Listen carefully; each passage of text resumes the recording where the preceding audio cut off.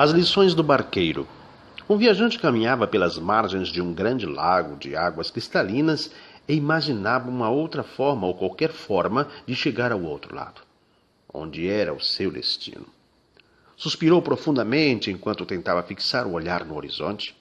A voz de um homem de cabelos brancos quebrou o silêncio momentâneo, oferecendo-se para transportá-lo. Era um barqueiro. O pequeno barco envelhecido, no qual a travessia seria realizada, era provido de 2 remos de madeira de carvalho. O viajante olhou rapidamente e percebeu o que parecia ser letras em cada remo. Ao colocar os pés empoeirados dentro do barco, observou que eram mesmo 2 palavras. Num dos remos estava entalhada a palavra acreditar e no outro agir. Não podendo conter a curiosidade, perguntou a razão daqueles nomes originais dados aos remos. O barqueiro pegou o remo, no qual estava escrito acreditar, e remou com toda a força. O barco, então, começou a dar voltas sem sair do lugar em que estava. Em seguida, pegou o remo em que estava escrito agir e remou com todo o vigor. Novamente, o barco girou em sentido oposto, sem ir adiante. Finalmente, o velho barqueiro, segurando os 2 remos, movimentou-os ao mesmo tempo e o barco, impulsionado por ambos os lados, navegou através das águas do lago, chegando calmamente à outra margem.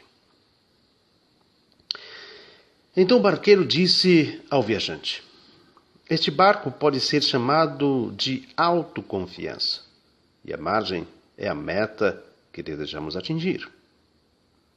Para que o barco da autoconfiança navegue seguro e alcance a meta pretendida, é preciso que utilizemos os 2 remos ao mesmo tempo e com a mesma intensidade: agir e acreditar. Não basta apenas acreditar, senão o barco ficará rodando em círculos. É preciso também agir para movimentá-lo na direção que nos levará a alcançar a nossa meta. Agir e acreditar, impulsionar os remos com força e com vontade, superando as ondas e os vendavais, e não esquecer que, por vezes, é preciso remar contra a maré. Gandhi tinha uma meta: libertar seu povo do domínio inglês. Tinha também uma estratégia: a não violência.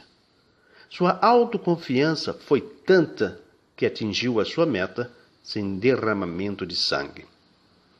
Ele não só acreditou que era possível, mas também agiu com segurança. Madre Teresa também tinha uma meta: socorrer os pobres abandonados de Calcutá.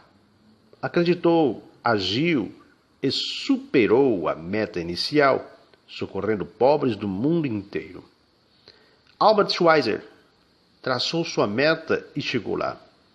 Deixou sua imensa popularidade e o conforto da cidade grande e se embrenhou na selva da África para atender os nativos no mais completo anonimato.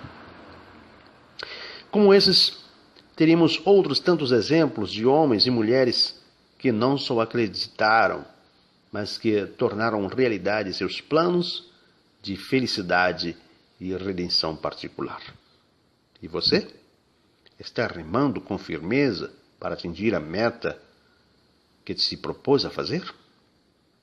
Se o barco da sua autoconfiança está parado no meio do caminho ou andando em círculos, é hora de tomar uma decisão e impulsioná-lo com força e com vontade.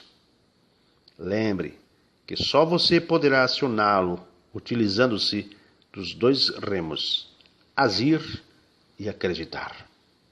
As grandes obras da humanidade são executadas não pela força, mas pela perseverança.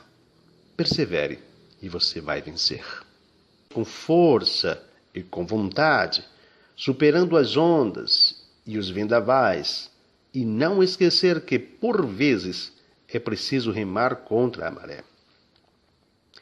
Gandhi tinha